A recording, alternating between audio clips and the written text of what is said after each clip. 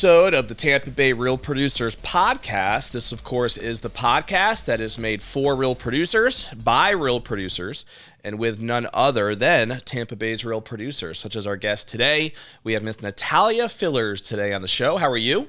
Doing good. Good to be here. It's nice to finally meet you in person. Yes. I know that those of you who follow our magazine, we have just featured Nataliya as a rising star in the November 2023 issue. This is actually the issue right here. And if you check out, you can actually check this out on our website, which is tampabayrealproducers.com. You will see Nataliya's article right there. And so we'll be diving into her story a little bit, which is a fascinating one. But the article came out good. Some great photography, some great pictures here. So very cool to actually meet you in person. So thank you. Nataliya, why don't we get started with just a little bit about your background? I know that you were born and grew up in the Ukraine, and so we'll talk a little bit about that, and eventually like what drew you to the States and how you got here. So why don't we just start with that for people who might not know your story? Sure, of course. I was born in Kiev, which is the capital of Ukraine. Spent my life there until I came to the United States. I have two sisters. So I'm the middle one. Yep. And when I was growing, my older sister is a teacher. I always wanted to be like her. Just always followed her steps. She was my model, what to be, how to be. So when I finished my school, I decided to go to the pedagogical college to be a teacher. But also, I always was fascinating with the foreign languages, and I wanted to study English. So I went to the linguistic university. It was like two of the education programs that I did to be a teacher and the interpreter. And this was in Ukraine? It was in Ukraine, okay. Yes. So when I finished that, I was working as a teacher of English as a second language, and also I was working as an interpreter in the travel agency. And so you went to school, it sounds like, as an education major. Mm-hmm. So in your mind, you were just going to get a job as a teacher, and yes. you know that was going to be the career, which you did do, right? Yes. When you graduated, your first job out of school was in the teaching field, was it not? Correct. Was that also in the Ukraine, or was that in the States at that point? In Ukraine. It was. Okay. So how long did you teach in Ukraine? For a couple years. Okay. And that's when I met my husband, because I was working as an interpreter in the travel agency back in Kiev. And I loved that because I was able to meet people from other countries, practice my language, but also that social aspect of meeting new people, listening to their stories. Just, I love that part. Yeah. And that's how I met my husband. He was traveling, and he is from United States. We met together, fell in love, and that's how I ended up in the United States. Oh, that makes sense. So your husband basically brought you here, Yes. right? And where was he from? He was from Indiana. Okay. Now, did you guys go to Indiana, or did you come right to Florida? To Indiana. You did? So I came to the United States in 2003. Okay. And he lived in Indiana. We were there until almost 2016. So we stayed there for quite some time. Okay. Now, were you a teacher in Indiana? Yes. So when I had kids, I decided to just continue my path of education and go into the education field. I did go to the Montessori education first, Sure. just because I decided that the Montessori system was very close to what we were used to in Ukraine. And plus, I love that system of education for the kids. Yeah, it has a great reputation here, too. It does, yes. So I started working at a private school, and that's where my kids went to. And I love that because my kids were with me. We had the same time off, holidays, vacations. So it was just perfect. Yep. And at that time, my husband was a realtor. He had a real estate license, and he was doing both residential and commercial real estate. So I got so there's the connection. Yes, it's all connects eventually. Yes. So I was getting drawn to that part of his type of work as well, just because, again, it's more about connecting with people, working with people, and I was always fascinating with that type of So did you get licensed as an agent in Indiana? No, I did not. Okay. Yes. So what brought you guys to Florida? Good weather. Yeah.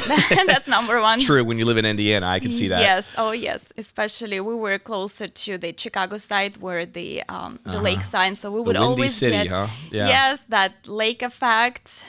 Did not like the gray, the cold for more than 7-8 months. Now, of coming the up, year. growing up in the Ukraine, I thought you might be familiar with that a little bit. You know, we don't get that cold in Ukraine at Really? all. It's not. Yes, usually it's more of a mild weather in Okay. there, not as much snow and negative. Those cold Indiana temperatures. winters was a bit of a shock for you. Oh huh? yes, oh yes, especially when the buses don't turn on Yes. during the months of December, just because it's so cold and we Yeah. have to stay inside. That's a little bit. Yeah, I can relate a little bit. I grew up in Connecticut, so there's Okay. plenty of blizzards and cold up Oh, there yeah. as well. And I went to college here though, University of Tampa, Uh-huh. and that's how I fell in love with Tampa Bay myself. But the weather had a big part of that for sure, Yes. so I could see that. So you guys moved down here in 2016, you said? Yes.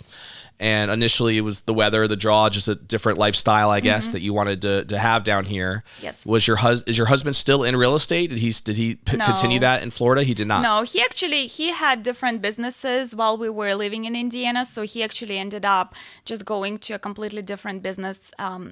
He owned different businesses Mm-hmm. before that, and when we came here, he already didn't have his license.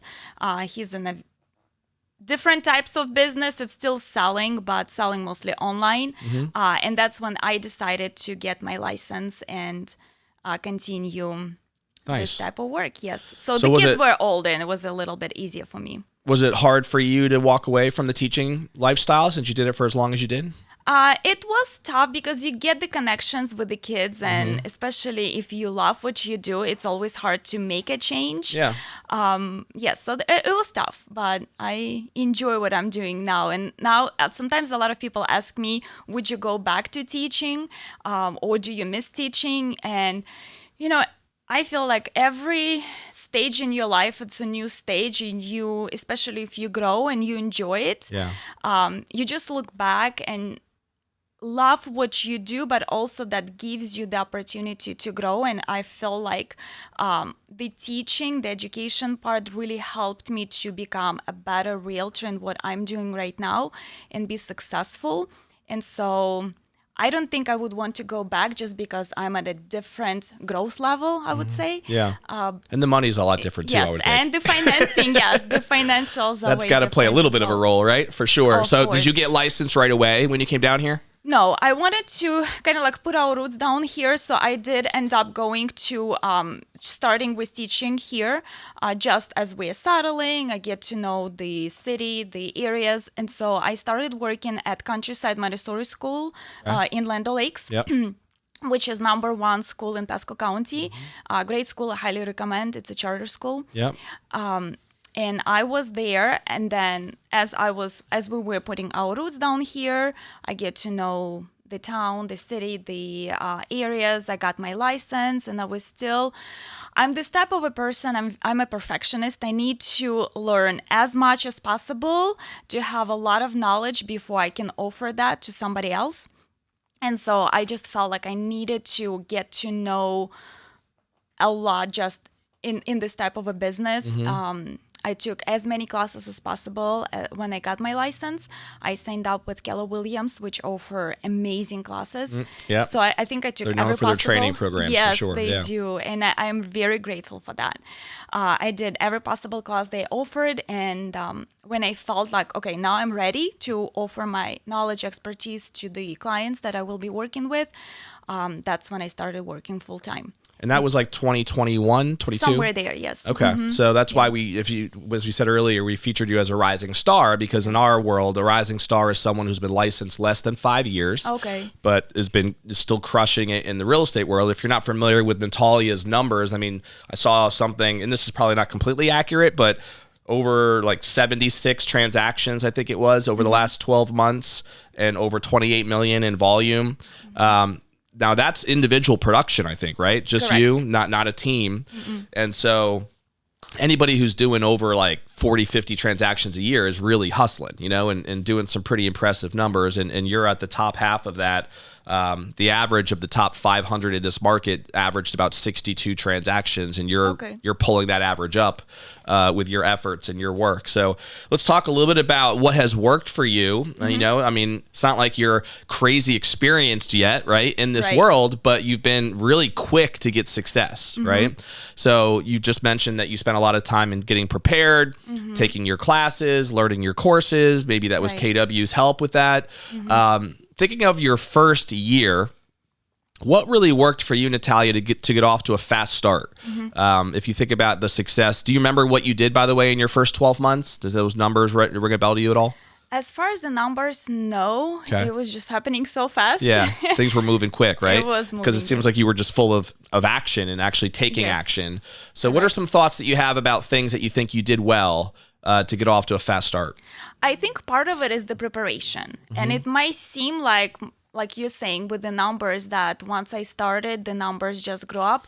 But realistically, before that, it was a huge amount of work that I put in with connecting with people, taking classes, getting educated, getting a lot of knowledge, but really getting to know people who were successful, to understand what helped them. And not just in real estate business. Other agents, you mean?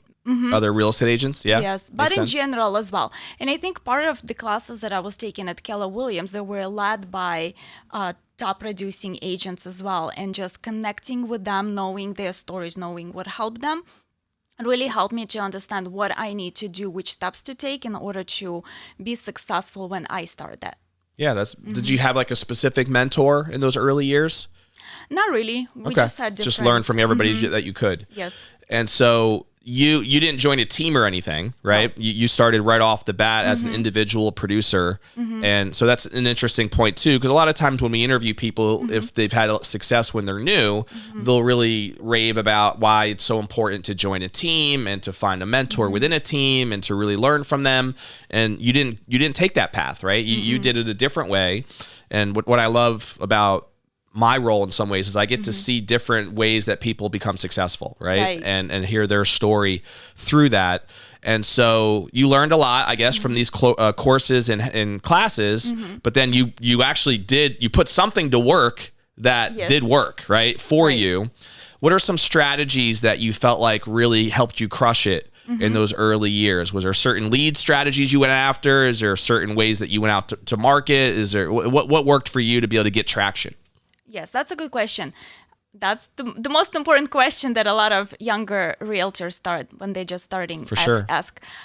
So the first one, I do a lot of connection with people through social media.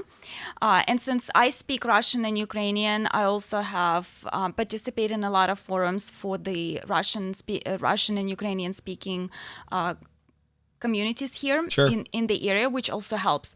I do a lot of events for the people to connect together, especially the ones who are just coming in. They don't know the area, don't know each other. So I do a lot of events for the adults, also for the kids as well. So connecting the adults, but also connecting the families together, which I think helps me get that exposure to a big, I would say, group of people in Tampa Bay area, which also helps me to connect with them. The first and the most important thing, what I feel the agent should have, is ability to connect and create that trust and trusting relationship with the clients. And once you have that, then they will come back, even though they might not be ready to buy or sell. When they meet you, they talk to you, but then eventually, once you create that trusting relationship, they will come back to you. And that's what I find most often.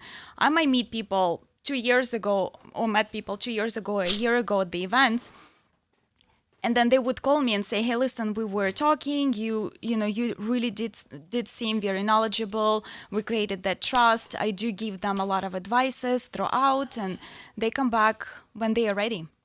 So did you end up paying for leads at all, or investing in leads? So it's been 100% organic from the beginning. That's impressive. So again, a lot of times to get the numbers that you're at, that's a lot of networking, right? That's a lot of relationship development to be able to like, you could see some people getting maybe some deals that way, but to do the level of volume that you're doing, really speaks to how effective that you've done that networking. And I think these events you mentioned are probably a big part of that.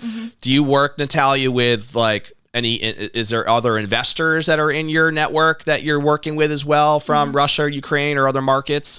Is it people actually looking for homes for themselves? What's been your client demographic?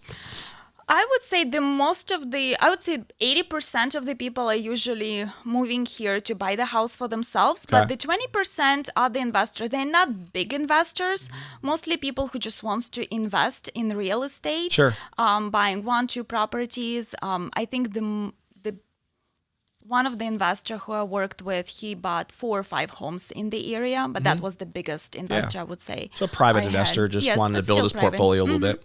Rental homes type thing, right? Yes. What percentage of your customers, out of curiosity, are from Ukraine or from Russia? I would say 90%. Oh, it's that high. Ukrainian and Russian speaking, yes. And most of them have already established their roots here as well. So most of them have worked here. Some of them have been here for 20 years plus. Some just came a year ago. So it just depends. But a lot of times, a lot of my clients move from other states here. Yeah, that's awesome. So you really found a great niche there that you can serve. And obviously it makes sense being that that's your background, that why there would be a trust factor there, right? That they can connect with you on. Yes. So I think that that's awesome. I'm surprised to hear that niche was big enough that you can do the volume again that you're doing from serving that niche the way you have. So that's pretty cool. Obviously I'm ignorant to it, but I didn't even know that we had such a big community from Ukraine and Russia in this area. I did not know either when I came here. Well, it's a good thing for you we do, right? Yes. So I guess obviously this is an interesting time that we're doing this podcast because of what's happening right now in Ukraine, right? With this horrendous war and everything that's happening over there. So speak a little bit to that if you wouldn't mind. Like, you have family there still, right? I do. I have my oldest sister there. And so like that's got to be frightening in many ways. Like just what your parents are not there. They're here now. We took our parents here when the war started, which was very, very great because we would be just worried daily. For sure. So are they living with you now? That's awesome. And the fact that you've been able to do that too, I'm sure that they appreciated that. Do you talk to your sister regularly out there? Like, what's she dealing with out there right now? Yes, it's tough. And that's the oldest sister who is the teacher. So she's still a teacher in there. And it's tough. It's very emotional, especially she sees that a lot with the kids because it's a little bit easier for the adults to digest and kind of interpret to themselves what's happening and at least find some logic even though there is really no logic in there. But for the kids, it's so difficult just because, especially the younger ones, they really don't understand what's happening. And to live in that uncertainty when there are sirens going on, at times you don't know when they will go on. And there's just a lot of fear. And it's a lot of stress. Must be heartbreaking, you know, because like you said, I mean, I have 5 little kids. I can't imagine what it would be like to have to explain to them, why are people bombing around us, Daddy? Like, I don't even know how I would explain that, right?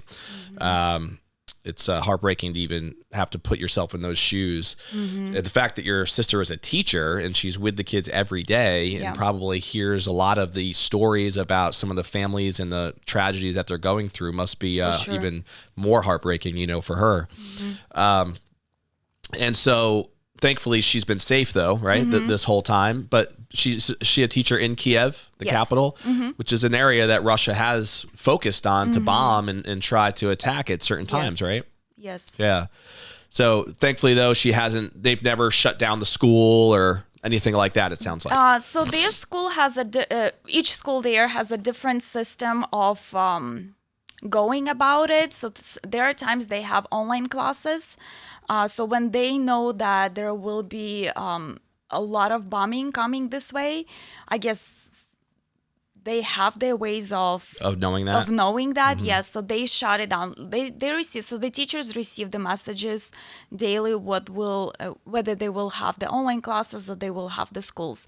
And so sometimes they have online classes, sometimes they go to school, sometimes they use the school as the shelters as well. And so even though there might not be bombing, but the school is used as a shelter for some people, and so they can't use the school for the kids. So there's just a lot of uncertainties in like on a daily basis what will happen. And then in the winter, I think it's the hardest time because when the bombing is happening, the Russia targets the infrastructure, and there are times they turn off either the gas or the electricity or the water. So of course, then the schools cannot be in session because of that as well. So there is just a lot of uncertainties, even whether you wake up and what will happen each day, whether you'll go to work or whether you'll have to stay at home. So that's what's happening with the kids.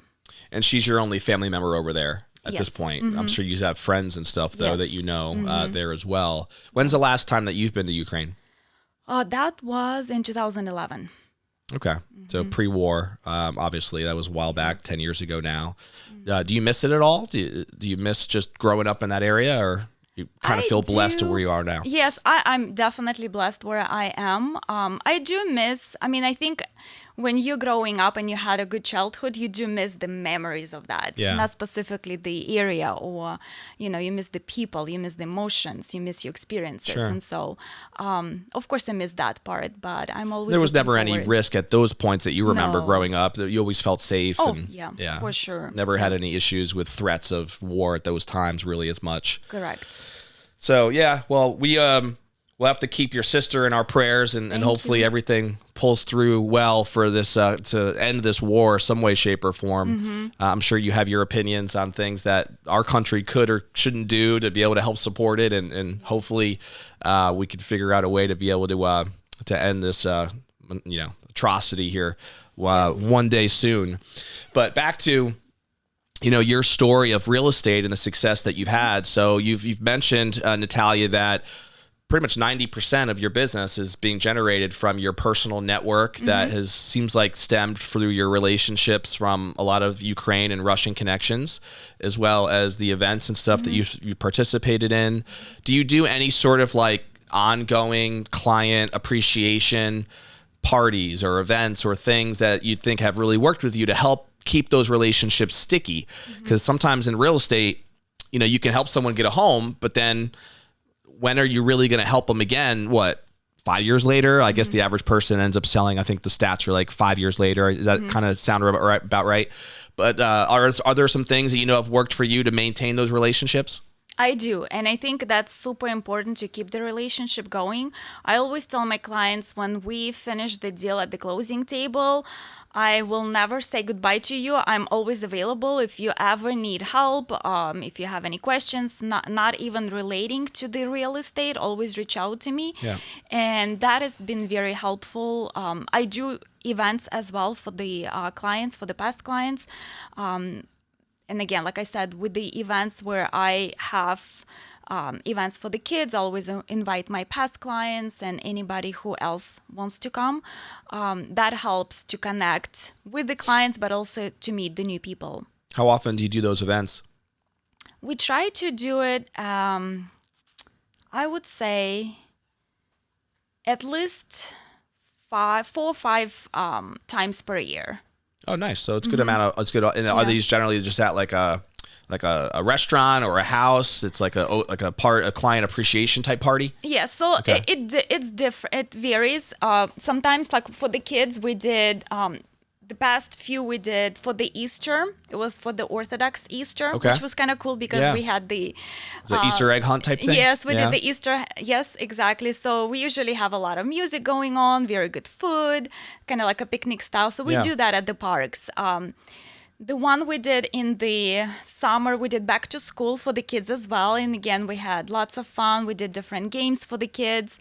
And then we did one in the fall for the before the Halloween. Nice. So that was fun. It's cool. Your story really speaks to the importance of finding a community, right? A niche that you can serve. And I'm assuming your clients just kind of all view you as the real estate expert, right? Yes. And they're because they are close knit, and probably the ethnic ties to that are obvious.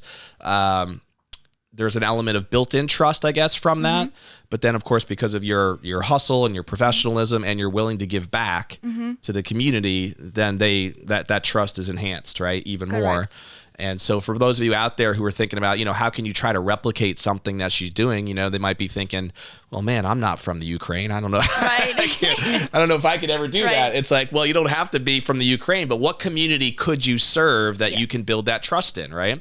I've interviewed agents that were maybe veterans in the past, and they do a lot of their business serving veterans, right, that are looking for homes. Maybe for you, it's first-time home buyers, right? Maybe that was an experience that you enjoyed or one that you didn't enjoy, but you think you can really help a first-time home buyer navigate that process. That could be a niche, right, in a community that you serve. So I'm just reminded about the thoughts that it's better to be a master of something rather than the master of everything, right? Correct. And to learn that niche and really serve it well, I think is a really good lesson. And you obviously have done that on a very high level. Thank you. Yeah, absolutely. So congrats on all your success. So for people who don't know you that well at all, Nataliya, why don't we give them a little bit more information about just you as a person, your background, your personal side. So we know you're married. You have 2 boys who are in college. Yes. We talked about that off camera. What year are they in school, by the way? Sorry? What year are they in school? The oldest is the 2nd year, and my youngest is the 1st year. Okay. Are they into like any of the football teams or anything over there at their schools? They are. Yeah. One's a Gator at UF and one's a Bull at USF, right? Yes. So, and they both were playing basketball at school as well, so they love basketball. Very cool. So are you a sports fan? Not really. You put up with it. Yes, exactly. Is your husband a sports fan? Oh, yes, he is. There you go. So he must enjoy watching the boys then Absolutely. do their thing. So you guys never wanted more kids, huh? No. I was telling her that she looks like she's 16 years old, so she must have had the kids when they were, when she was a kid herself. But so what do you guys love to do for fun? Like when you're not busting your tail working as hard as you do, like what do you guys love to do? Well, when the kids were in school and younger, they loved playing sports. They loved basketball, and my youngest did the baseball. So I remember every weekend we were just at some end-stop sport event. Yeah. So that was my life until they became a little bit more independent. But we do love to travel. That's one of the passions that we have, and we love to travel. When the kids were younger, we traveled across the United States. Now we travel a little bit more out, usually to Europe, but we also want to go to South America and explore the countries there. You have a favorite place that you've been? Yes, in Europe, we love London. We always come back to it. But we also loved Italy. We traveled to many places in Italy, different cities. Venice, Florence was one of our favorite. Rome. Me too. I loved Lake Como. That was Nice. Beautiful nature, just amazing landscaping. Also liked Milan.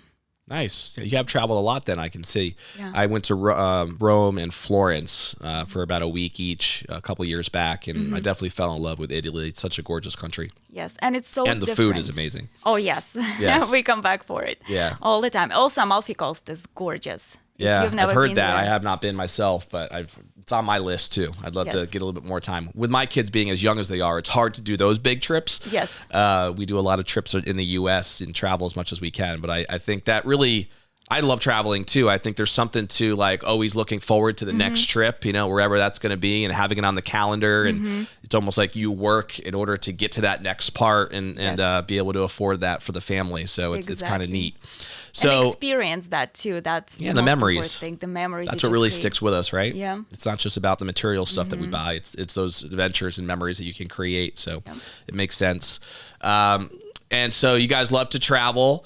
And I have a couple of like kind of rapid fire questions for you. All right. To get some thoughts about these things. So do you have a favorite like book maybe or podcast or you don't have to say ours or a seminar maybe that you've attended that you just felt like has made an impact on you personally or professionally? Yes. Since I was in the educational field, I love to read, and I love to read a lot of informational books. The most favorite one I have is Mindset by Carol Dweck. Cool. I have not read that. It's really good one for really, your individual growth. And when I was a teacher, The name of the book is Mindset. Mindset. Nice. When I was a teacher, I was into the psychology as well, just because that's how you know how to connect with people. Sure. And there are definitely a lot of parallels between the education, the teaching part, the psychology part with connecting with people, being a realtor, because there's just, I think the base for being successful teacher and being successful real estate, since it's kind of like the same line of work. You're connecting with people. Totally. You're creating that trust. So the most important thing is to have that connection and knowing how you can show that trust, how to be genuinely, respectfully honest with your clients and with the kids. I think that is the most important thing. Yeah. And so Well, I love to be a great agent, you're basically a consultant. I mean, you're a Correct. psychologist. Yes, right? you have to You be. have to be able to manage people's emotions. Exactly. And that's not always easy. Because No. most people buying a home is a very emotional process. It's like Exactly. where they think they're either selling where they have all these memories, Yeah. or they're buying where they hope to create memories. Yep. And so that's a very emotional process for a lot of people. And so the psychological side of it is real. You know, It is, yes. definitely makes sense. Yes. And when people feel that you're genuinely respecting their ideas, their thoughts, their emotions, that's when you connect. That's when you connect and create that trust, and Yep. they really value that. And I think part of it why I have a lot of referrals from my past clients is because they do remember that I was there for them during that emotional buying or selling process, and that sticks to you. Because realistically, if we remember when we had our emotional ups and downs, we remember that one person who was with you, supporting you or cheering you, and I think in that selling buying process, that's what happens as well. Yeah, absolutely. It makes a lot of sense, because once they've had a great experience with you, why would they not want to use you again, right? Yeah. When the time comes, and of course, like you said, recommend you to other people to do the same. So a good amount of your business seems like it also comes from referrals, huh? Makes sense. So what was the author's name again of Mindset? Carol Dweck. Okay. Is that one of your favorite authors? Have you read any of his other books too? Or Yes, she has a few more. okay, very cool. Do you have a favorite food? Oh, that stuff. I love food. You do? You're a foodie? I am. Yeah? I am. I don't think I have any food that I don't really like. So Doesn't look like it. seafood- You're so skinny. I know. I think it's all due to the genes, good genes, and high Ukraine genes, metabolism. huh? Yeah, that makes sense. So, well, in Tampa, you do have a lot of different type of restaurants, so you can Yes. kind of enjoy your, fill your need, I guess, whatever that need might be, right? For sure. Do you have a favorite movie or TV show? Home Alone. Oh, yeah. Yes. This is the season. Yes, it is. My kids are constantly asking me to put Home Alone on now on Yes. Netflix and whatnot. So we've been watching it for the last 3 weeks. I Oh, feel yeah. like Home Alone 1, they want to rotate between 1 Yeah. and 2 on a constant basis. yeah. Yes. So you're a Macaulay Culkin fan, huh? I am. You like the comedy. Absolutely. I get it. All right. So I have a question for you that I call our legacy question, right? Okay. So this has to do with the thought that at some point, you'll take a seat back and maybe kind of contemplate your career, contemplate all the things that you are appreciative of your life. And at some point, we always, I think, eventually think about the legacy that we want to leave, right? And when you think about what you'd want to be most remembered for, Nataliya, whether that's personal or professional, what are some thoughts that come to mind as far as the type of legacy you'd like to leave? That is a really good question. Thank you. Well, the legacy I want to leave. I guess the all of the positive experience I had with people and helping people, knowing that they feel like I was with them to help, supporting. I guess that. Very cool. Yeah. And again, the fact that you've built a very, very successful real estate career, right? And the numbers speak for themselves without really doing any sort of financial marketing or investment on leads like most people do who do the volume you do, right? Okay. I've interviewed a lot of people that have been very successful in real estate following your path, but they're the numbers don't quite match up with what you're doing, right? If someone's going to be 100% organic with their lead gen and focused on that side, I think it's a great way to build the business. It's usually a slower way to build the business, right? But it's one that I think has it makes a lot of people feel good about what they're doing. But in my experience, even though they're good producing agents, they don't have the numbers that you're producing in terms of volume, right? With these, you're doing close to 100 units a year, and it's very rare to see that and have it be completely organic the way you have. And I think it speaks to really kind of what you just said about how important it is to you to be viewed as genuine in these relationships and that you're really willing to serve and to give and you have that heart. I think people must be able to sense that and feel that and really feel connected to you because of it. Or else, again, you wouldn't have the success you've had without trying to artificially create some of it, So I applaud you for that. It was really cool to hear a little bit more about your story here on the podcast. I'm sure we'll have to have you come back again at some time. And maybe we'll have you at some more events whenever you're not working. I know it's hard. I know it's hard when you're hustling the way you are. Yeah. But it was a pleasure to get to know you a little bit more today, Nataliya. So thank you. If somebody wants to pick your brain a little bit more and maybe just, ask some questions about anything, your expertise, what's the best way for someone to reach you? Texting is the best way. Cool. All right. Do you want to throw your number out there? Absolutely. Yeah. All right. Well, we'll put it in a description. We have it. So we'll put it in our YouTube description so people can contact you if they want. Sure. We always end every single episode with a challenge. And our challenge is the same as it always is, which is what is one specific action step that you can take from this conversation today with Nataliya that you think can help you move forward either personally or professionally, in your career. And if you do that, then the time that you invested in listening to our conversation here will be worth it.